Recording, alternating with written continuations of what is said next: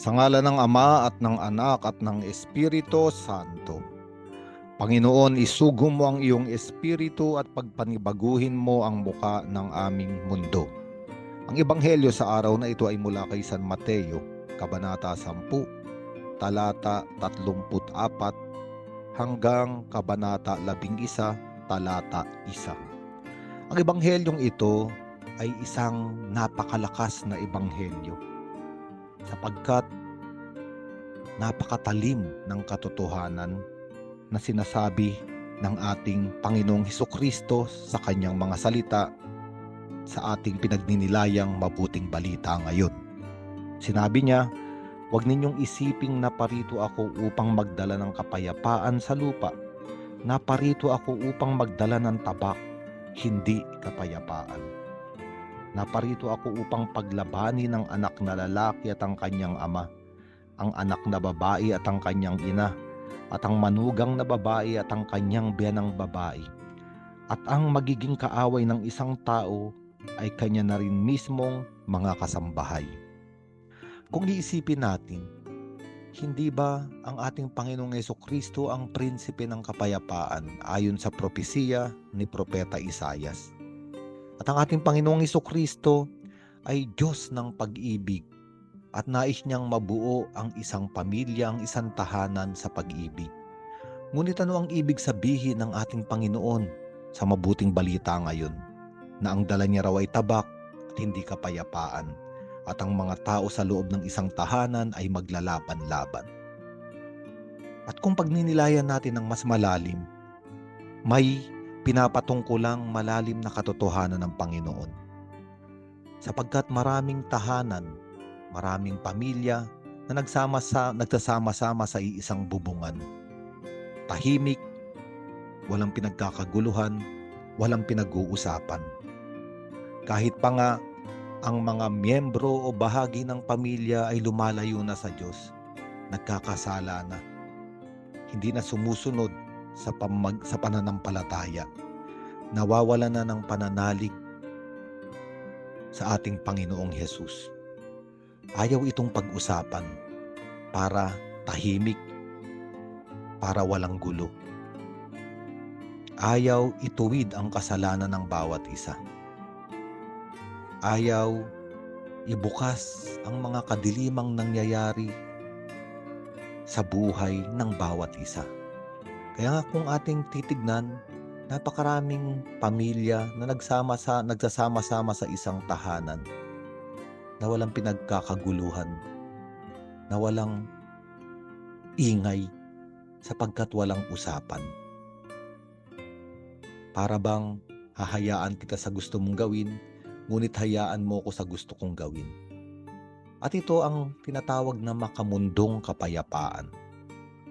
Ang makamundong kapayapaan ay katulad nito, tahimik, ngunit ang katahimikan ay tinatabunan lamang o tinatakpan yung malalalim ng sugat, yung malalalim ng pagkabulok. Habang tinatakpan ng sugat, lalo itong nabubulok. Kaya ang sabi ng Panginoon, kailangan ng tabak. Tabak na mag-aalis netong mga huwad na takip ng kapayapaan upang ilantad ang katotohanan. At kapag sa isang tahanan ay mayroong naliwanagan ng salita ng Diyos, may isang taong sumunod sa ating Panginoong Hesukristo, may isang miyembro ng pamilya ang mamuhay na sa katotohanan, ang taong ito ay magsasalita na ng totoo. At masakit ang katotohanan, lalo pa nga ang katotohanan ay para ituwid ang kanyang mga mahal sa buhay. Kaya nga, ang tabak ng pananampalataya, ang tabak ng pagsunod sa ating Panginoong Hesukristo ay maaaring magambala yung huwad na katahimikan, yung maling kapayapaan. Ngunit ito ay kinakailangang mangyari. Sapagkat kapag hindi bubuksan ang sugat, kapag hindi ito ilalagay sa liwanag, walang kagalingang darating.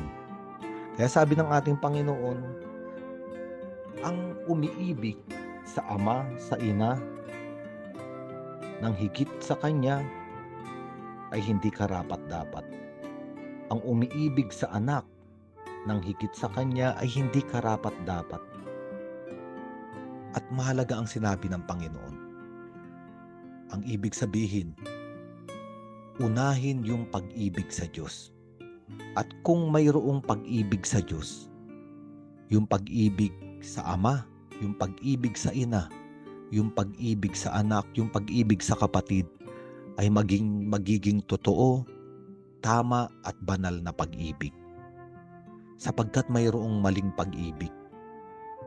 Ano ba ang maling pag-ibig? Ang hayaan ko, ang aking ama, ang aking ina, ang aking anak, ang aking kapatid sa gusto nilang buhay. Kung saan sila maligaya, hahayaan ko sila. Ito ay maling pag-ibig. Sapagkat kapag hinayaan na nating lumayo sa Diyos ang ating mga mahal sa buhay, kapag hinayaan na nating mabuhay sila sa kasalanan, hindi iyon pagmamahal. Ayun ay pagpapabaya. Kaya nga, kung may karanasan tayo ng pag-ibig ng Diyos, nanaisin natin na ang pag-ibig na ito ay umabot sa buhay ng ating ama, ng ating ina, ng ating mga anak, ng ating mga kapatid. Sinasabi rito, unahin muna natin yung pag-ibig ng Diyos. At yung pag-ibig na ibibigay natin sa ating mga mahal sa buhay ay isang tamang pag-ibig na nasa katotohanan. Isang tamang pag-ibig na galing sa kalangitan. Kaya sabi ng ating Panginoon bilang pangwakas, ang hindi nagpapasa ng kanyang krus at sumusunod sa akin ay hindi karapat-dapat sa akin. Ang nagsisikap na mapanatili ang kanyang buhay ang siyang mawawalan nito. Ngunit ang mawalan ng kanyang buhay alang-alang sa akin ay magkakamit nito. At mahalaga ang pagpapasa ng krus. Ang pagpapasa ng krus ay katulad ng pagsunod natin sa ating Panginoong Hesukristo. Ang pagpapasa ng krus ay pagbibigay ng ating buhay alang-alang sa ating pananampalataya. At sabi ng Panginoon, habang nawawala at ibinibigay natin ang ating buhay, doon natin ito matatagpuan. Ngunit kapag ipinagtanggol natin ang ating buhay, kapag sinikap nating mapanatili ito, doon ito mawawala. Isang mahalagang mensahe para sa ating lahat. Minsan natatakot tayong magsalita ng totoo tungkol sa Diyos, tungkol sa Panginoong Yesus, tungkol sa ating pananampalataya sa loob ng tahanan. Kasi baka tayo mapahiya. Kaya itinatago na lamang natin. Ang sabi ng Panginoon, kapag itinago mo ito, itinago mo ang iyong buhay, itinago mo at inilihim mo yung buhay na natatanggap mo sa Diyos, at hindi mo ito pinahayag, mawawala ito. At hindi maaabot ng mabuting balita ang mga minamahal mo. Kailangan natin ng lakas ng loob galing sa Panginoong Yesus at sa Espiritu Santo upang hindi tayo matakot mapahiya. Totoo, maaring pagtawanan tayo. Totoo, maaring sabihin na hindi na ito uso. Hindi na uso ang pananampalataya, hindi na uso ang Diyos.